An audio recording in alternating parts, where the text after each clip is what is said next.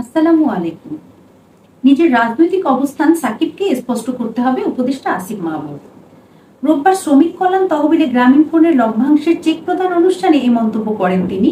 আসিফ মাহমুদ বলেন, সাকিব আল হাসানের পরিচয় দুটি, এটা মনে রাখতে হবে। তিনি একজন খেলোয়াড়, সেই হিসেবে তার যতটা নিরাপত্তা দেওয়া দরকার সেটা দেওয়া হবে। অপরদিকে তিনি একজন রাজনীতিবিদ, আওয়ামী লীগের হয়ে রাজনীতি করছেন। তিনি বলেন, রাজনৈতিক পরিচয়ের কারণে জনগণের মধ্যে যদি ক্ষোভ থাকে তাহলে তাকে নিজেকেই তার সংশোধন করতে হবে। নিজের রাজনৈতিক অবস্থান সাকিবকে স্পষ্ট করতে হবে। উল্লেখ্য, 5 আগস্ট শেখ হাসিনার সরকার পতনের আগে থেকেই বিদেশি লিগে খেলার কারণে দেশের বাইরে অবস্থান করছিলেন সাকিব। আওয়ামী লীগ সরকার ক্ষমতাচ্যুত হওয়ার পর আর দেশে ফেরেননি দলটির সাবেক এই সংসদ সদস্য। এর মধ্যে ছাত্র জনতার গণঅভ্যুত্থানে এক গার্মেন্টস কর্মীকে হত্যার অভিযোগে তার বিরুদ্ধে মামলা হয়েছে।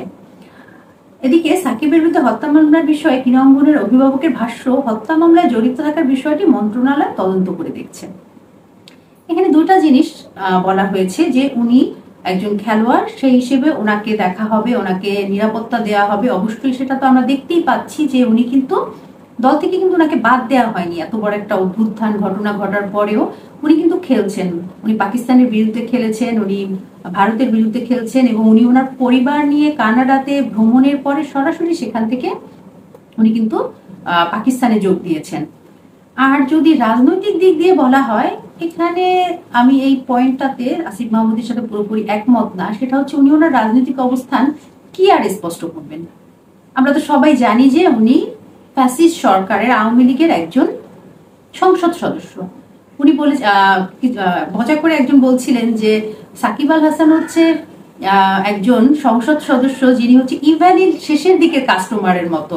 ইভ্যালিতে যেমন শেষের দিকে যারা কাস্টমার ছিলেন তারা সবাই ঠকেছে, তেমনি সাকিব আল হাসান কিন্তু শেষের দিকে আওয়ামী লীগের এমপি হওয়ার পরে সেই সরকার 6 মাসও টিকলো না, অর্থাৎ ওনার ইনভেস্টমেন্ট যেটাকে বলে সেটাই উঠলো না। এরকম একটা মজা করছে সবাই, যাই হোক, পার্ট অফ জোকস।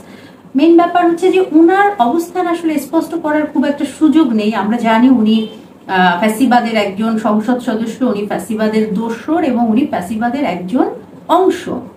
তো এই অবস্থায় ওনার আসলে নতুন করে প্রমাণেরও কিছু নেই, নতুন করে বলারও কিছু নেই। এখন উনি যদি বলে যে আমি তাদের দলের ছিলাম না, তাহলে সেটা হবে জাস্ট সুযোগ সন্ধানীদের মতো ভুল পাল্টে ফেলা।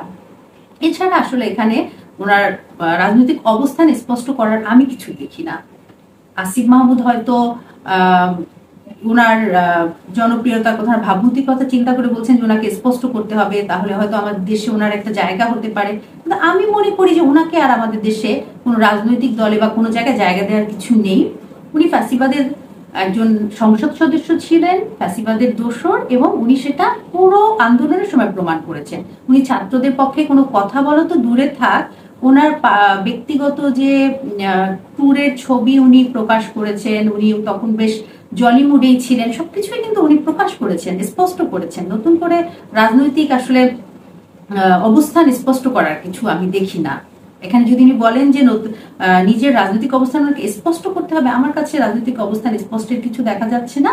খেলোয়াড় হিসেবে ওনার যা পাওয়ার উনি অনেকটাই পেয়ে গিয়েছে বলে আমি মনে করি, কারণ ওনাকে দল থেকে বাদ দেওয়া হয়নি। যে সিচুয়েশন আমাদের দেশে ছিল তাতে ওনাকে দল থেকে বাদ দিলেও অবাক হবার কিছু ছিল না, বা বেশিরভাগ মানুষের মত ছিল যে ওনাকে দল থেকে বাদ দেওয়া উচিত। তারপর ওনার খেলার জীবন শেষ, উনি এখন আস্তে আস্তে অবসরে চলে যাবেন।